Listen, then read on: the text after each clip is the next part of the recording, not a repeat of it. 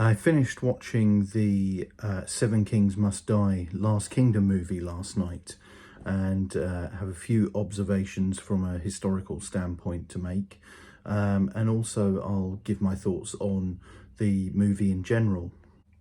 So I think the first thing to note is that this series and this movie is not history, it's historical fantasy, which is based on some historical events. With that in mind, I think you can just enjoy the series, and if it prompts you to look into the history of any of the particular episodes, then I think that's only a good thing. So I particularly enjoyed the portrayal of the pantomime villain, Olaf Guthrithsson.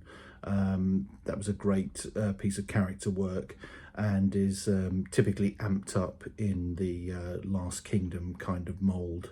When he arrived on the shores of England from Ireland, from his kingdom in Dublin, he was accompanied by Vikings who were called wolves. I mean, these are Ulfhethner, male warband berserkers, and so it was interesting to see that. It was also quite good to see the various political machinations involved in the changeover of Saxon kingship after the death of a king.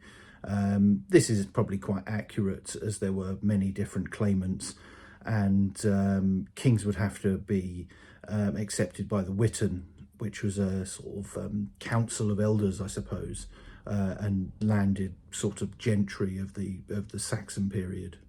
Where I have some not inconsiderable issues with The Last Kingdom and with Seven Kings Must Die is in the timeline that that the show and the movie keep. Now, the first series started in around 866 AD, which was a year after the invasion of the Great Heathen Army, led by the sons of the semi-legendary Ragnar Lothbrok. These included Ivar the Boneless, Ubba, and Halfdan Ragnarsson.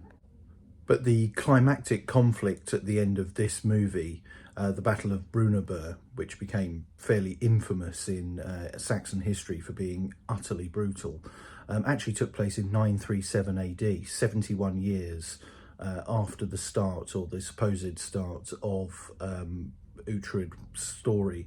So he would have been an extremely old man to have fought in a shield wall.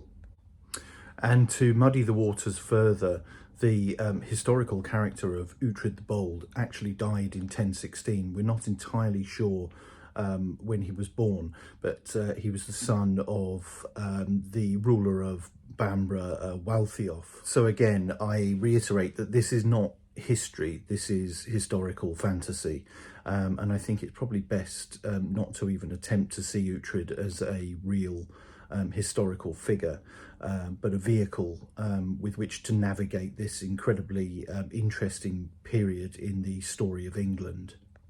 So with those points laid out, I can now concentrate on the actual film itself, which I thought was very good, very entertaining. It gripped me from start to finish.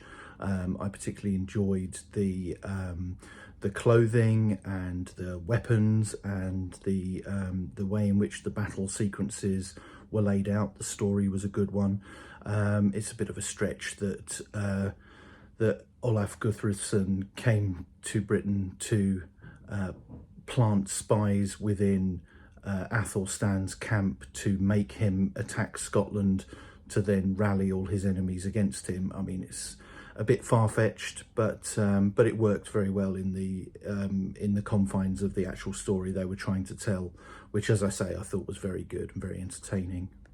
Now, I don't want to go into spoiler territory, so I'm just going to leave this video fairly short, but having looked at some of the historical aspects and the story itself, I think it's a good thing on balance that it makes people interested in the Saxon period, the Heptarchy, the unification of England, and sets up some of the relationships between the newly formed, newly birthed Kingdom of England and its relationship with the other Celtic fringe countries, I suppose we say here in England, of Wales and Scotland. Scotland, of course, in this wasn't united either. It was the Kingdom of Alba and the Kingdom of Strathclyde.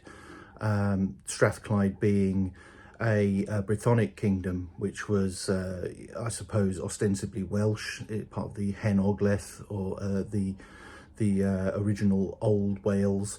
So yeah, it was very, very interesting to see that all the different factions, from the kings of the Isle of Man or Mona, the King of Shetland, and the King of Orkney as well. So yeah, some very entertaining stuff, and it makes you, or it makes me at least, very interested in looking into the real history of what actually happened, what kind of King Athelstan actually was. He was portrayed both as a tyrant and sort of a hero, but I definitely advise you to watch it and then do some further research into the real history. That's it for now. Don't forget to like, share and subscribe, and thanks for watching.